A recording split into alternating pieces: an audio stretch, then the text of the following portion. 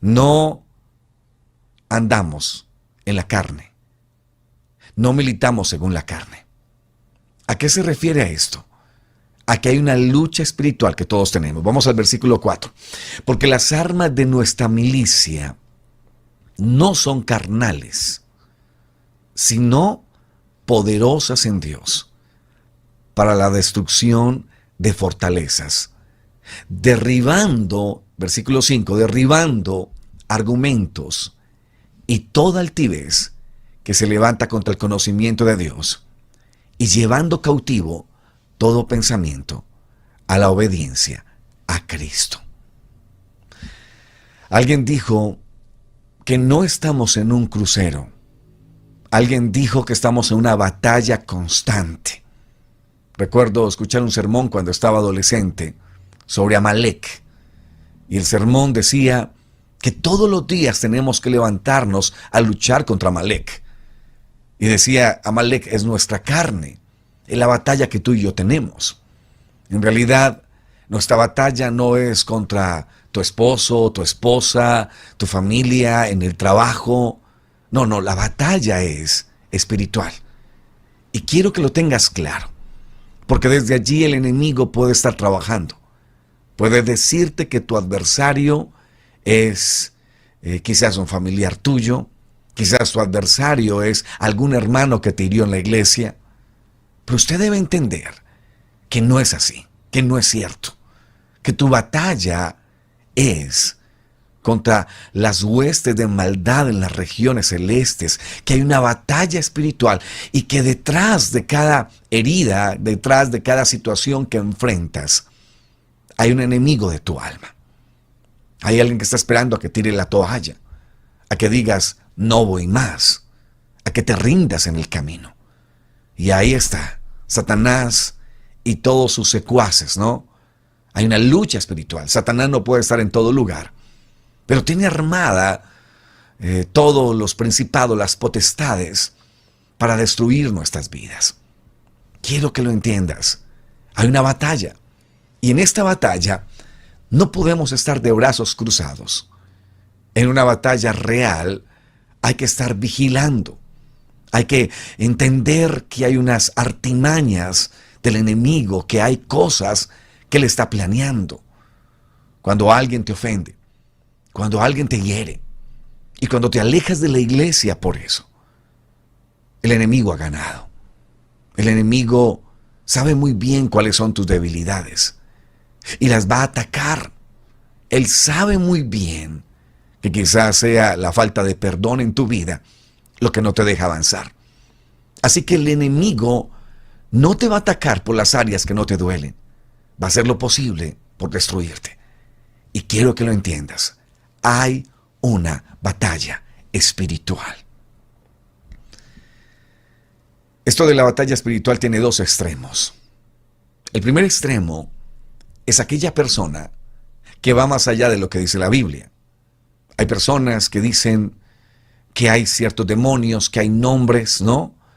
Son personas que tienen una cartografía intentando descubrir lo que tiene que ver con el reino de las tinieblas y hablan sobre ciertos demonios que están en ciertos lugares y que esto y que aquello.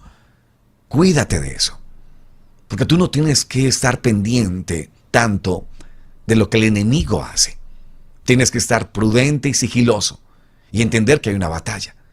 Pero no puedes tener tu pensamiento en que todos son demonios. Hay cosas que si en realidad tenemos una batalla, tiene que ver con nuestra carne, con nuestros deseos, también con nuestras decisiones.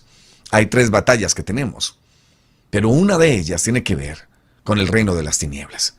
Hay otra batalla que tiene que ver con nuestra carne y hay otra batalla que tiene que ver con el mundo. Así que no todos son demonios. Sí, no le eche la culpa al diablo de todo. Escuché de cierto hermano que le echaba la culpa al diablo por todo. Así que cada que olvidaba la Biblia decía diablo cochino, diablo mentiroso. Y cada que olvidaba la Biblia decía, este diablo me hizo quedar la Biblia, no la pude traer hoy. Y dice la anécdota, que en cierto momento estaba saliendo de la casa y entonces el diablo salió corriendo y le dijo, mira, toma la Biblia, no me eches más la culpa a mí. Esa anécdota nos sirve para entender que no todos son demonios, que detrás de las batallas que tenemos, es cierto, hay una batalla espiritual, hay una batalla contra nosotros mismos. Es tanto, aquí lo define como argumentos que se levantan en contra del conocimiento del Señor. ¿Dónde se levantan esos argumentos? En nosotros. Así que hay una batalla también en nosotros. Esa es la batalla del cristiano. El enemigo tiene poder. La carne tiene poder. El mundo tiene poder. Si no fuera así, entonces el mundo no estaría como está. El mundo está destruido. Hay asesinatos todos los días. Hay homicidios todos los días. Hay padres que matan a sus hijos. Hay hijos que matan a sus padres. Estamos viviendo un tiempo de zozobra, de dolor. Cada que prendes las noticias te das cuenta de esos diarios amarillistas donde muestran de una manera muy triste, muy vulgar lo que está sucediendo, pero es real. Estamos viendo todos los días cómo el mundo se hunde en el pecado, en el sufrimiento, en el dolor, suicidios por un lado, por el otro. Así que estamos frente a poderes. Repito, el enemigo tiene poder, la carne tiene poder y el mundo tiene poder. ¿Cuál es la ventaja que tú y yo tenemos? Que nuestro Dios no solamente tiene poder, nuestro Dios es todopoderoso. Y esa es la gran diferencia. Que aunque el mundo tenga su influencia y su fuerza, que aunque nuestra carne nos quiera jalar hacia el pecado, que aunque el enemigo nos diga al oído qué debemos hacer o nos lleve a pensar cosas que no son, tú y yo tenemos armas poderosas en Dios para la destrucción de fortalezas. Dios no nos ha enviado a esta batalla sin armas. Nos ha equipado. Tú y yo somos cristianos equipados. Tú y yo somos personas equipadas para destruir fortalezas. Este texto es hermoso, porque primero nos muestra la lucha espiritual. Nos muestra que aunque andamos en la carne, no militamos según la carne, que detrás de cada situación hay un enemigo esperando que, repito, que tiremos la toalla. Pero luego dice, pero las armas de nuestra milicia tampoco son carnales, sino poderosas en Dios para la destrucción de fortalezas. Una fortaleza es un lugar que en la antigüedad se hacía de una manera especial. Y el objetivo es que nada pudiera entrar, nada pudiera derribarla. Pero el Señor dice que en las fortalezas espirituales tú tienes armas.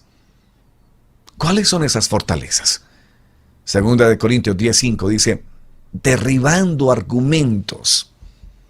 Escúchame, lo que el enemigo sabe hacer más es mentir.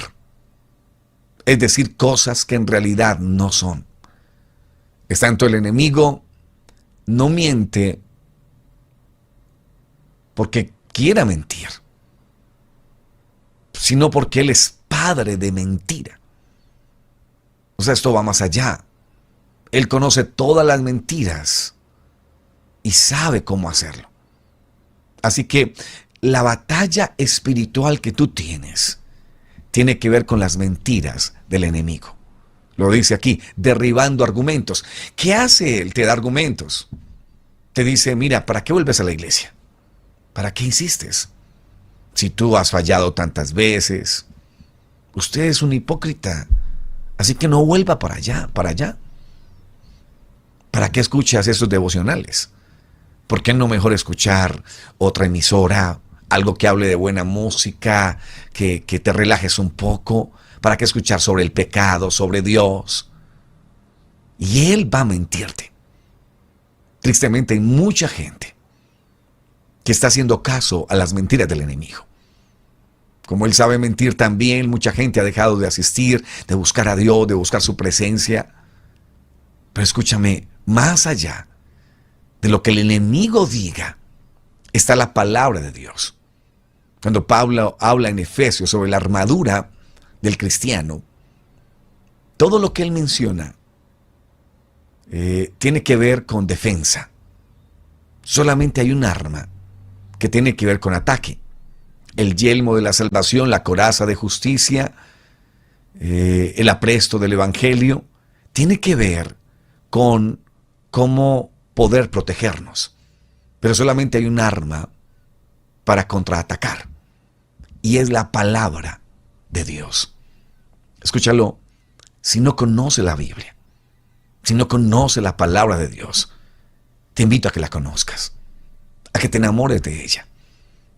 Porque cuando sabes Biblia, el enemigo ya no te puede engañar. Cuando sabes Biblia, entonces el enemigo va a venir y va a decirte, mira, tú fallaste, tú pecaste, aléjate de Dios, tú no eres capaz. Y usted saca la Biblia y dice, momento, la palabra de Dios dice, hijitos, estas cosas os escribo para que no pequéis. Mas si alguno hubiere pecado, abogado tenemos para con el Padre. Y cuando entiendes esa escritura, entonces dice, momento, Dios no me está acusando, Dios no me está señalando. Es cierto, he fallado, pero tengo un Dios que está como abogado, intercediendo por mí. Escúchame, Dios no te está señalando hoy. Quiero que lo sepas. Mientras tengas vida, puedes levantarte una vez más. Siempre cuando hablo de esto, me emociona porque sé que hay personas que están allí en casa, que quizás han dado todo por perdido, que han dicho, mi situación no tiene salida, esto que estoy viviendo, no hay por dónde. Pero mira, si Dios te cerró puertas es por algo. Si hay puertas que no se abren es porque quizás no te convengan. Así que Dios sabe qué puertas cerrarte, pero también qué puertas abrir. Este Dios sabe cómo guiarte. Y lo hace aún a través del dolor, de las circunstancias de la vida. La mayoría de cosas que nosotros vivimos, situaciones que vivimos, no tienen que ver con que Dios nos envíe una prueba. Tiene que ver con nuestras decisiones. Tiene que ver con lo que nosotros a veces decidimos hacer. Así que lo que Dios hace es mostrarnos que Él está, que sigue estando presente. Decía hace unos días atrás que tristemente el enemigo le miente a los que todavía no se han hecho bautizar. Les dice a ellos, mire, no se haga bautizar porque usted es una persona que peca, que falla. Y usted va a seguir fallando y es preferible que usted no se acerque allá a eso porque usted no va a ser capaz. Y estaba pensando que todos nosotros, cuando empezamos a tomar la decisión de hacernos bautizar en el nombre de Jesús, dudamos. Yo recuerdo que me hice preguntas, me dije, ¿y qué tal si fallo? ¿Y qué tal si de pronto retrocedo? No, mejor como que no me bautizo. Y esos son pensamientos del enemigo. Porque escúchame, hemos conocido a Dios. Y si hemos conocido a Dios, es necesario tomar decisiones. Es necesario avanzar en Dios. A veces el enemigo quiere hacernos ver de que tiene que existir un llamado especial, que Él nos hable al oído para poder entender su llamado. Escúchame, Dios tiene predicadores que están hablando la palabra. ¿Recuerdan lo que en cierto momento el rico le dijo a Lázaro en la historia del rico y Lázaro? ¿Recuerdas? Tienen allí a Moisés, tienen allí a los que le están predicando la palabra de Dios.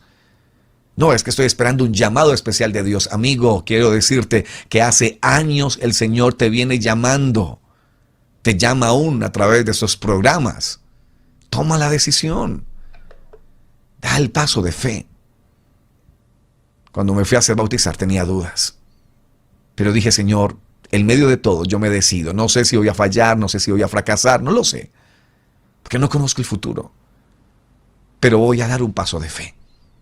Y me arriesgué y ¿sabe qué entendí? Que en el camino se cuadran las cargas. Eso decía mi papá. Que los burritos cuando les llevaban todos cargados, muchas veces cuando iban en el camino las cargas se aflojaban, así que tenían que tomar al burrito, detenerlo y comenzar a cuadrarle bien las cargas otra vez. Entendí eso. Entendí que en este camino no hay perfectos. que Dios todos los días tiene que acomodarnos y que enseñarnos a andar. Que mientras estamos caminando en Dios, Dios nos va perfeccionando. No intentes ser un perfecto para seguir a Dios. Tan solo eres un necesitado que necesita a Dios, que necesita salvación. Entonces, el enemigo lo que hace es enviarnos argumentos, decirnos cosas, hablarnos a la mente. Por eso hay una batalla en nuestra mente, una lucha diaria. Cuando estaba empezando el ministerio, recuerdo que hubo momentos muy difíciles. Yo empecé en una vereda, soltero, con 6 hermanos, tenía escuelas dominicales con un solo hermano, así que fue difícil. Y recuerdo un año donde no bauticé a nadie. Y yo comencé a hacerme preguntas. Y creo que el enemigo aprovecha estos momentos de debilidad para enviarnos lanzas, para enviarnos dardos de fuego. Y esos dardos de fuego son pensamientos. Y en cierto momento dije, yo no sirvo para esto. Yo no sirvo para ser un predicador. Yo no sirvo para ser un pastor. Debería renunciar. Debería decir no más. Mira, llevo un año, he predicado mucho y nadie se ha convertido. Así que creo que no sirvo para esto. Y llegó un momento duro en mi vida, donde me dejé creer las mentiras del enemigo, donde dejé que él levantara argumentos. Mira, eso es lo que el enemigo quiere hacer. Decirte tantas veces lo mismo, que tú creas su mentira. Pero por eso tenemos armas poderosas en Dios, para la destrucción de fortalezas. Y me pasó lo que le pasó a uno de los grandes profetas, Jeremías, que dijo, no voy a predicar más, no voy a hablar más de ti, voy a quedarme callado. Pero recuerda lo que Jeremías dice, pero hay un fuego en mí. Me di cuenta que hay algo en mí que no me deja callar. ¿Sabe qué me enseñó el Señor en ese tiempo? Que hay lugares difíciles, que no podemos juzgar a un pastor por el hecho de no bautizar a alguien en un año. Porque es que no entendemos las situaciones y no entendemos que hay lugares que son muy áridos. No es lo mismo predicar en ciertos lugares. Yo estoy en una iglesia en este momento donde la gente viene sola, es increíble. Tenemos amigos todos los días, amigos, y 20, 40, y estos días teníamos casi 100 amigos en un solo culto. Pero cuando yo veo esto y retrocedo, entiendo que hay momentos duros, que hay lugares duros, pero que nuestra labor no es convertir a nadie. Y escúchame, predicador, escúchame, pastor. Tu labor no es convertir a nadie. Tu labor es predicar la palabra a tiempo y fuera de tiempo. Es Dios el que se encarga del resto. Cumple tu ministerio. Cumple lo que Dios te ha mandado a hacer. Predica la palabra siempre. Hazlo. Cuando sientas, cuando no sientas, síguela predicando. Porque Dios se encargará de hacer la obra a su tiempo. Así que son cosas que el enemigo utiliza. El enemigo va a colocarte pensamientos, entiéndelo. Los dardos del enemigo son pensamientos. Ese dardo de tu hijo nunca va a cambiar. Ese dardo de ¿para qué insistes en la iglesia si cada vez que lo intentas te va peor? Tu esposo se levanta contra ti, en el trabajo suceden cosas. Estás en una batalla, pero no te rindas. Dios te ha dado armas poderosas. Toma la Biblia y dile al enemigo, escucha lo que dice Dios de mí, que Él me dará fuerzas, que Él no dejará que me ahogue, ni dejará que me queme. Porque aunque pasen por los ríos, no te ahogarás. Y aunque pases por el fuego, no te quemarás. Eso es lo que dice la Biblia. Así que aunque esté en prueba y esté en dificultad, Dios me ha dado armas poderosas para destruir argumentos. ¿Cuáles son esas armas? Esas armas que destruyen argumentos. Pero el texto sigue, dice, y toda altivez que se levanta contra el conocimiento de Dios. Detrás de todo pecado hay altivez y orgullo. Escúchalo, detrás de cada pecado hay idolatría. La persona que es infiel, el que es adúltero, primero tiene que llenarse de arrogancia. De decir, es que yo sí soy mucho hombre. Y el enemigo va a hacer primero eso. Lo va a llevar a su altivez, lo va a hacer crecer. Le va a decir, usted sí es mucho hombre, usted sí es mucha mujer y no te valoran, así que sé infiel. Toma venganza de lo que te han hecho. Todo pecado empieza con la altivez. Dice la Biblia, antes de la caída, primero viene la altivez de espíritu. Por eso el altivo, Dios lo mira de lejos. ¿Sabe usted cómo puede alejar a Dios de su vida? Llénese de altivez. Llénese de orgullo. Dios no se acerca a un corazón lleno de orgullo y de altivez. Pero gloria a Dios, porque Él se acerca a los que son humildes. ¿Y sabe usted que hoy usted es un humilde? ¿Cómo, hermano Wilson? Sí. Si estás escuchando palabra de Dios esta mañana, es porque usted es humilde. Está reconociendo que necesita esta mañana de Dios. Así que los arrogantes no están viendo esta transmisión. Dentro de usted hay una necesidad. Dentro de usted sabe que hay cosas que está haciendo mal. Y por eso ha venido aquí. Por eso está en este devocional. Porque necesitas de Dios. Porque solo no puedes. ¿Sabe? La gente que ora es la gente que entiende que no puede solo. Que necesita hablar con Dios. Que necesita desahogarse en Dios. La altivez aleja a Dios. 6 cosas aborrece Jehová y aun 7 abomina su alma. Todo tiene que ver con la altivez. Los ojos arrogantes, la lengua que dice cosas falsas, el que se ensaña y dice mentiras contra su prójimo, los ojos altivos, dice la palabra del Señor. Así que, ¿cómo derribar esos argumentos? Hay que entender que esa altivez hay que quitarla de nosotros. Es mejor decir, sí, yo me equivoqué. Sí, yo cometí este error. Sí, yo fallé.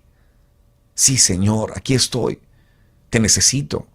Cuando usted se baja de allí, entiende que Dios puede llevarlo a usted en triunfo. Puede enseñarle cómo vencer.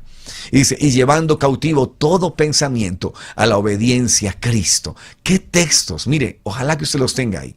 2 Corintios 10, 3, 4 y 5 son claves. Tiene que ver con la batalla en nuestra mente, con las luchas que nosotros tenemos.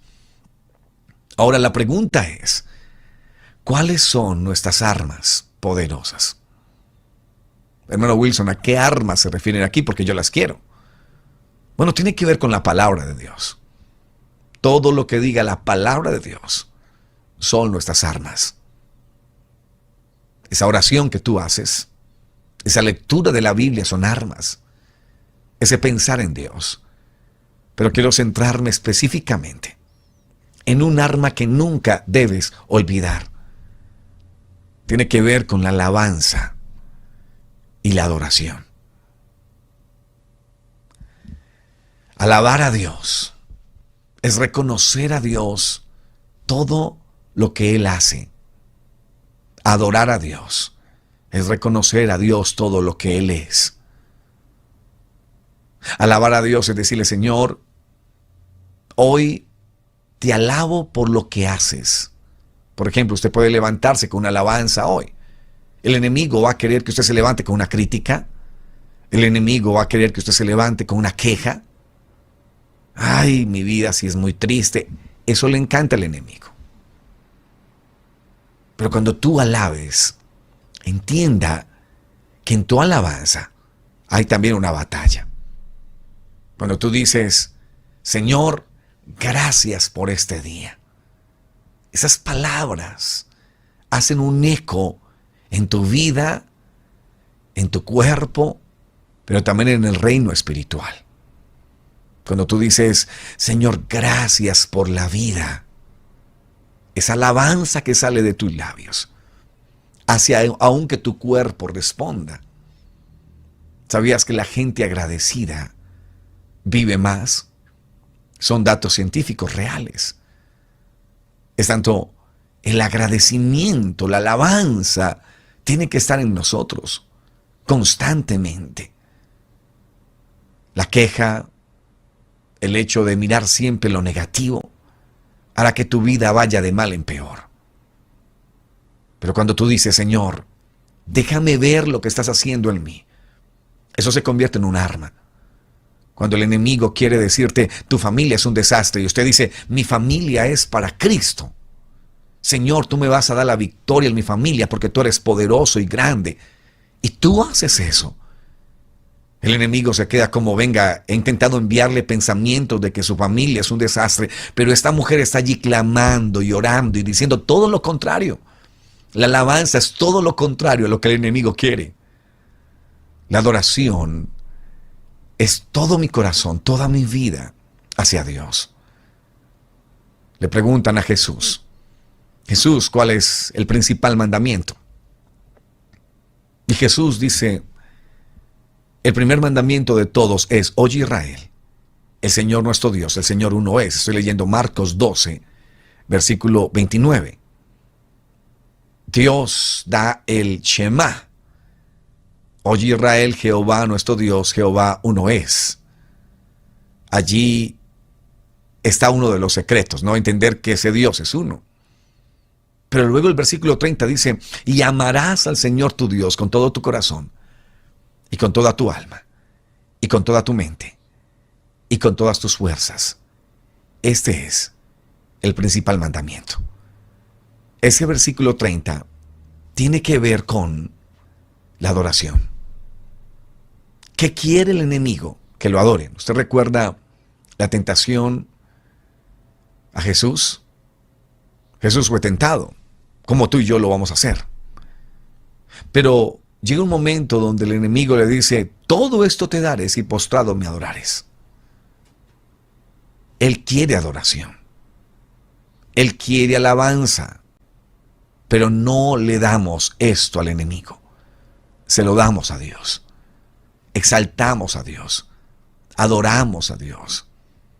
La adoración es el amor máximo que yo siento por alguien.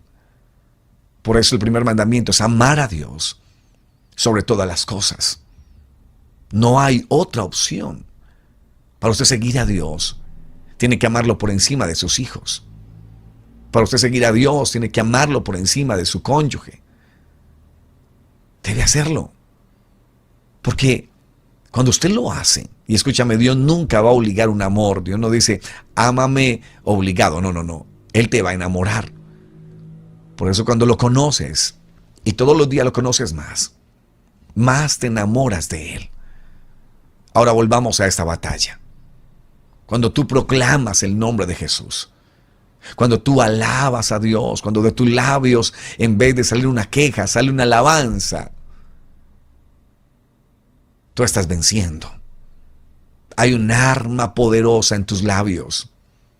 Cuando proclamas la palabra del Señor, cuando dices en paz me acostaré y así mismo dormiré, cuando dices el Señor es mi pastor, nada me faltará, cuando la palabra de Dios está en tu boca, entonces las artimañas del enemigo, los argumentos y la altivez tienen que alejarse, tienen que irse. Por eso cuando exaltes a Dios, cuando vayas a la iglesia a cantarle al Señor, cántale con el alma. Y no importa cómo te sientas, Dios se merece tu alabanza. Es que tú no te estás alabando a ti mismo, estás alabando a Dios. Cuando vayas, exáltalo, di cada canción, si no te la sabes, apréndetela. Mira ya en el videobin, en el televisor, las letras y comienza a cantarlas, a balbucearlas. Pero cuando tú alabas, cuando tú exaltas a Dios, eso se convierte en un arma poderosa. El enemigo va a querer, repito, que lo alaben, que lo adoren, pero nuestra alabanza y nuestra adoración es para Dios. Cuando tú adoras algo en el mundo, te va a defraudar en el camino. Cuando tú dices, mi adoración son mis hijos. Les conté hace unos días atrás sobre una mujer. Me entristeció mucho lo que pasó con ella. Porque vino a un culto y la vi sintiendo la presencia del Señor. Le dije, ¿de dónde nos visitas? Me dijo, vea, la verdad es que estoy muy ocupada. Mantengo mucho en el trabajo. Yo trabajo como enfermera y me es muy difícil venir a los cultos. Además, todo lo que estoy construyendo es para mi tesorito. Y yo le dije, ¿cuál es su tesoro? Me dijo, el hijo que tengo. El papá nos abandonó, nos dejó, pero yo me he dedicado toda la vida a trabajar para él. Y lo estoy sacando adelante.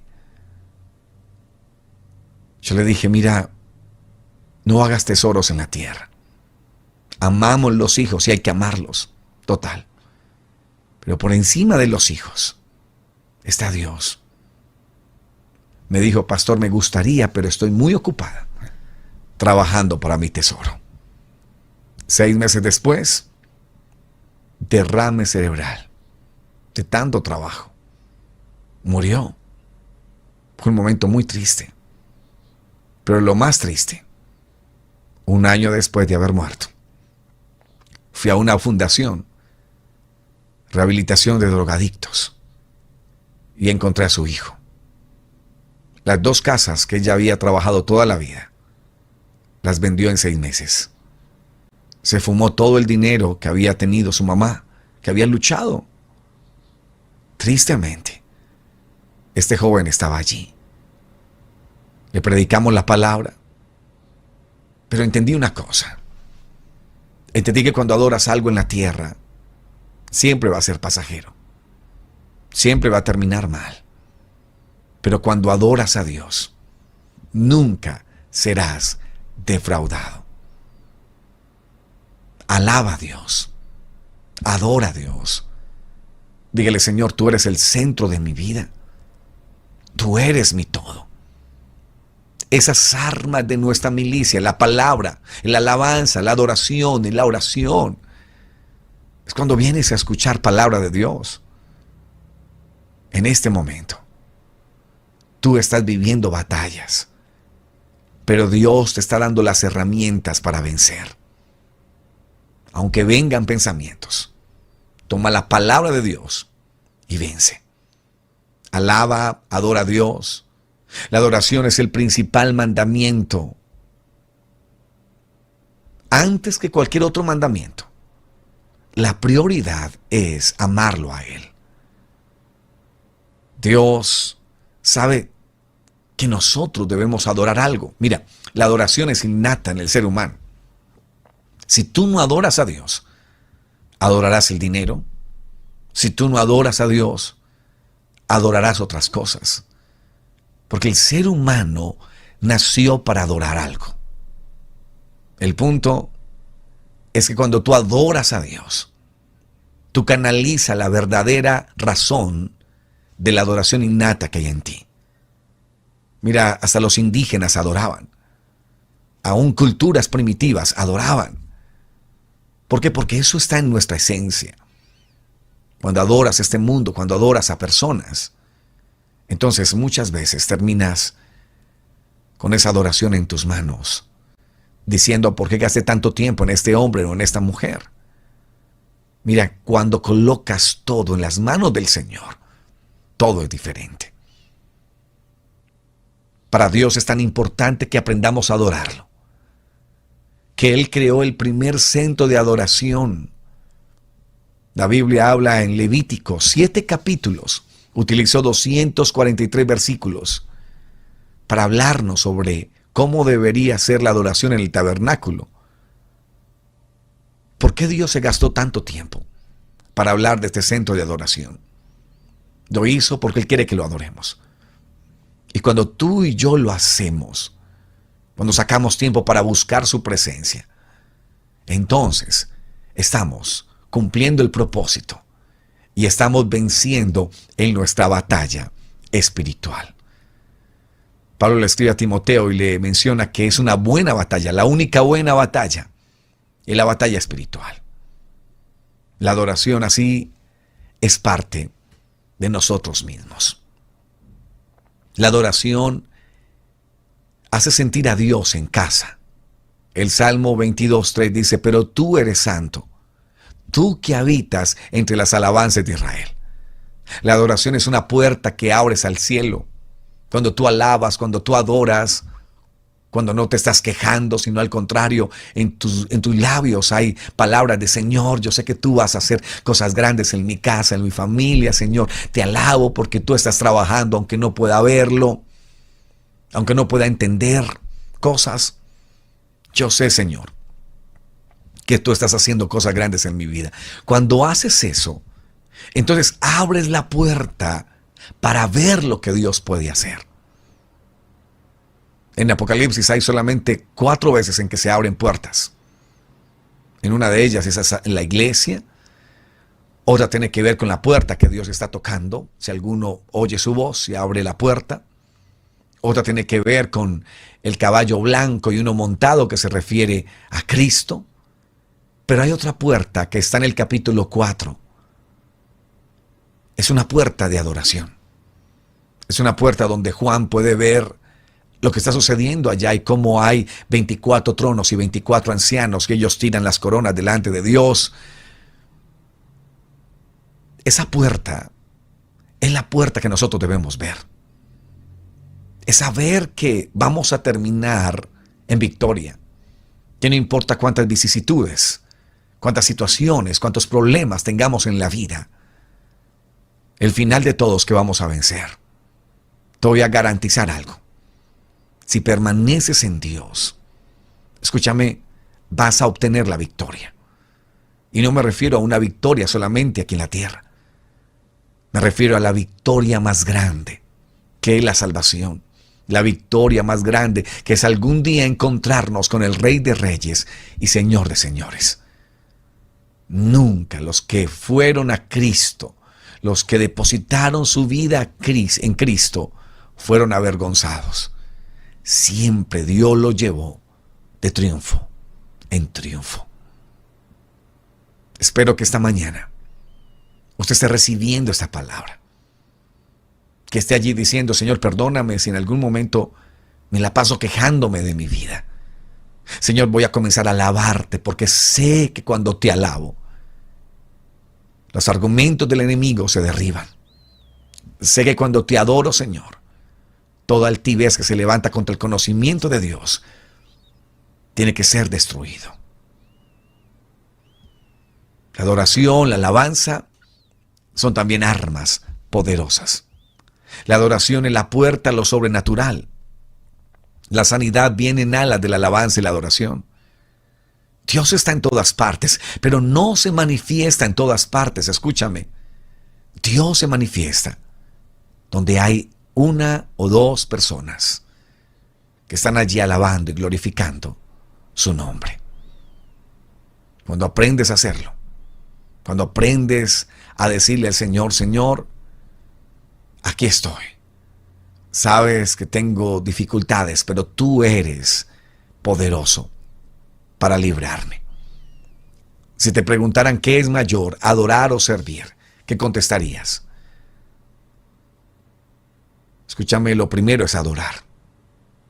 Lo primero es exaltar a Dios. Lo primero es buscar su presencia.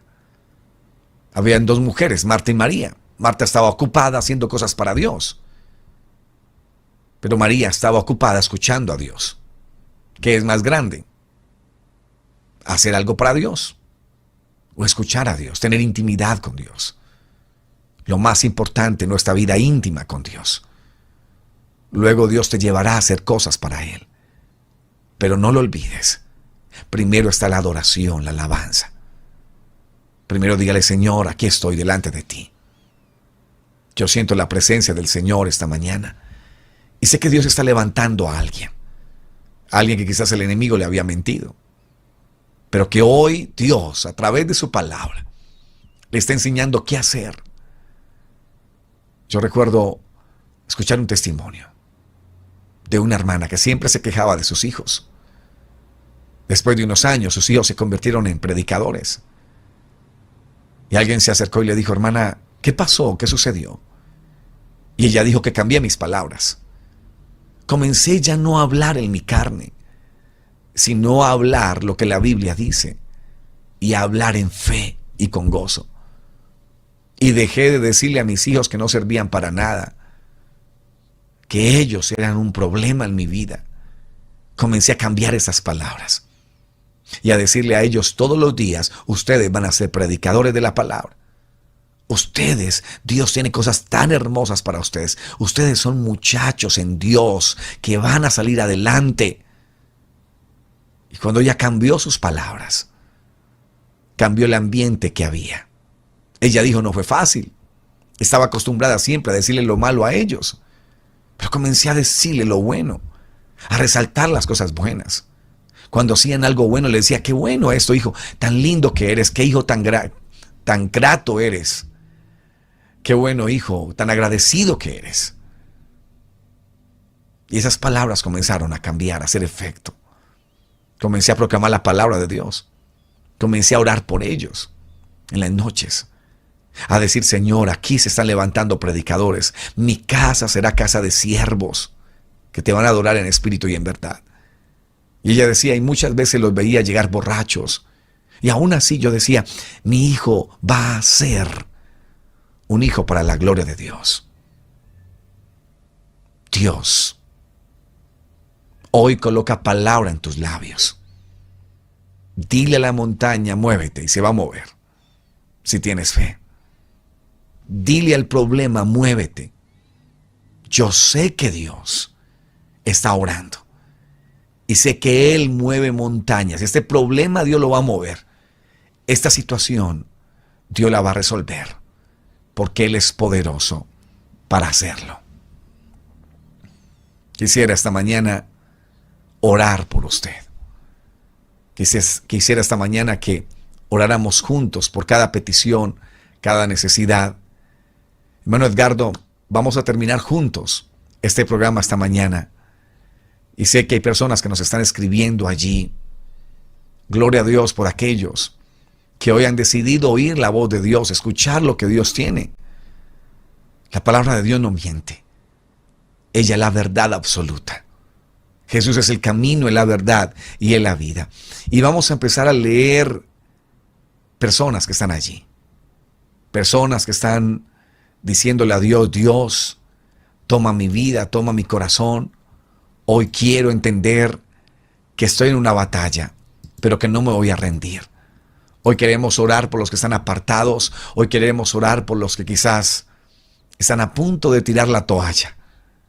No lo hagas todavía. Confía en Dios y Él hará.